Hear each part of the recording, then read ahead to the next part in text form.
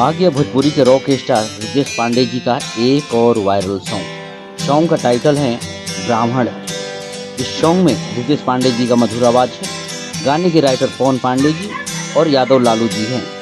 Music से सजाया है श्याम सुंदर जी ने। इस सॉन्ग के वीडियो डायरेक्टर रवि पंडित जी हैं। इस सॉन्ग को आदिशक्ति फिल्म से कल सुबह रिलीज किया जाएगा, तो आप लोग देखना ना भूलें। कल आदिशक्ति फिल्म पर जाना है, गाने को ढेर सारा दुलार प्यार देना है। साथ ही अगर आप हमारे चैनल पर नए हैं तो चैनल को सब्सक्राइब कीजिए, शेयर कीजिए, ढेर सारा दुलार प्यार हमें भी दीजिए। मिलते हैं अगले वीडियो में, तब तक के लिए बाय, लव यू, जय हिंद, जय भोजपुरी।